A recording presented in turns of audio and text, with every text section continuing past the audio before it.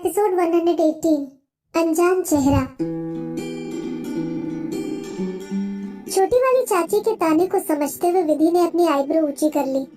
वो बस छोटी वाली चाची के ताने का मुंह तोड़ जवाब देने ही वाली थी, लेकिन तभी उसने ऊपर की तरफ दादी को देखा। दादी को देखते ही विधि का गुस्सा प्यार में बदल गया। वो अपनी दादी के सामने किसी बड़े से जुबान नहीं लगाना चाहती थी।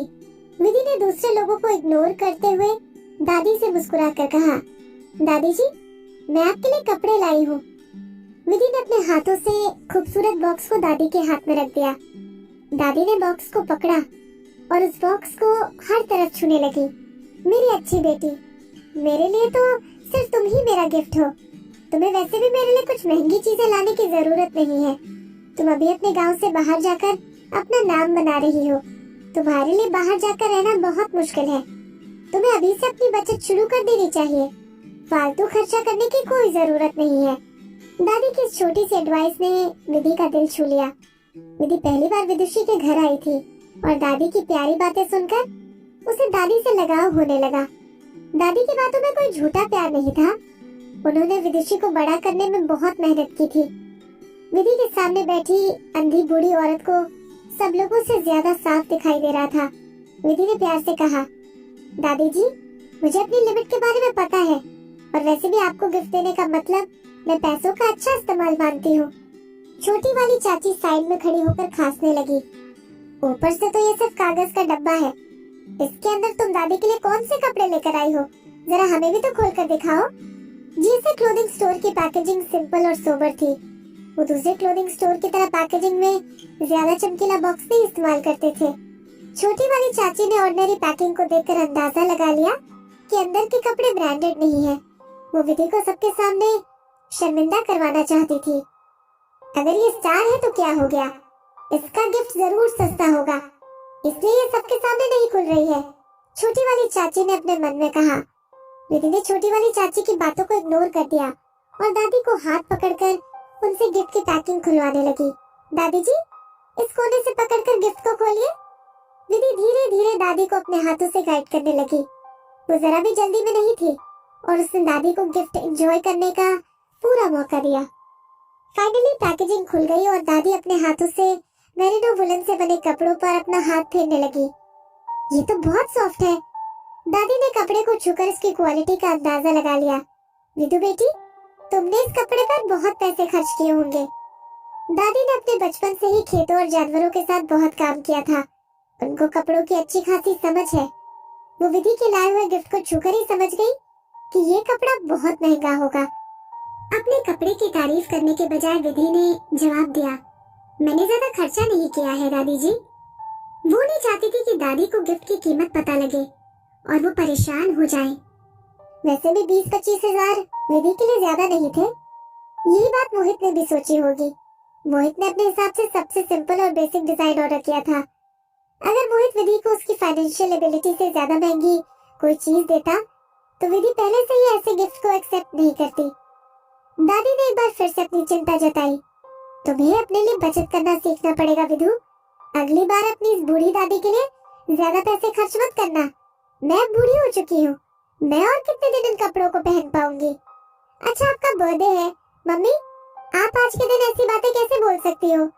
छोटी वाली चाची ने दादी की बातों को बीच में टोका और विधि की गिफ्ट की तरफ देखने लगी। वैसे भी विदुषी बोल रही है कि उसने इन कपड़ों पर ज्यादा खर्च नहीं किए। आप उसके लिए इतना परेशान होना छोड़ दो, है ना विदुषी? तुम खुद ही दादी को इस कपड़े की असली कीमत बता दो। विधि ने बोलना भी शुरू नहीं किया था, इतने में उसकी तरफ से सुशीला बोली, देखो दीदी, विधि अभी छोटी और इमेच्योर है। क्या आप भी उसकी तरह इमेच्योर हो?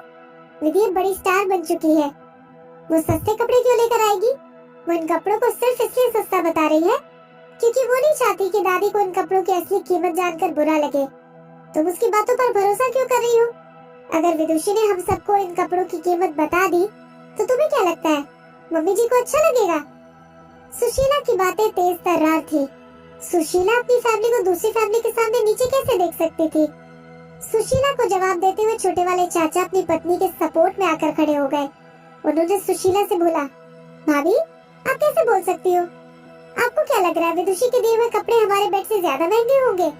बेशक विदुषी स्टार बन चुकी है, लेकिन मुझे नहीं लगता कि वो ज्यादा पैसे कमा पाती होगी। अगर उसके लाए हुए कपड़े हमारे दिए हुए बेड से ज्यादा महंगे हैं तो वो हमें अपने गिफ्ट का प्राइस बता दे, और मम्मी को भी। तुम सुशीला की आंखों में विधि के लिए गुस्सा दिखने लगा और वो अपने मन में बोली, ये सारी गलती विदुषी की है।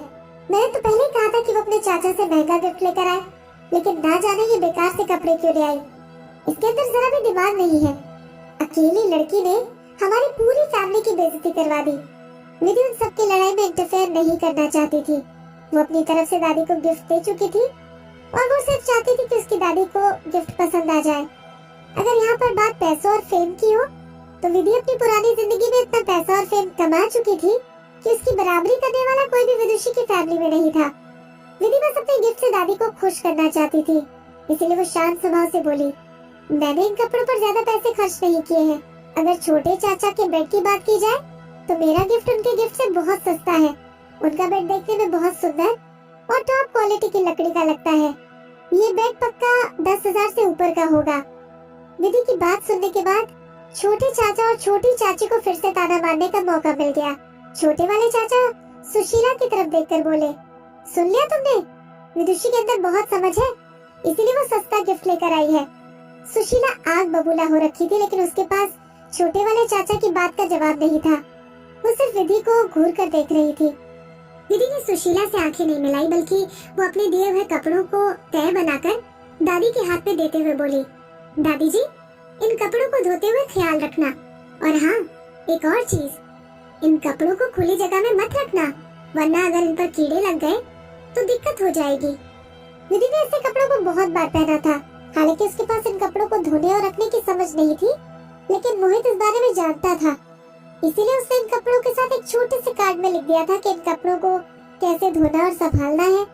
100% नेचुरल होने की वजह से ऐसे कपड़ों में कीड़े लग जाने के चांस दूसरे कपड़ों से ज्यादा होते हैं, स्पेशली गांव जैसे एरिया में।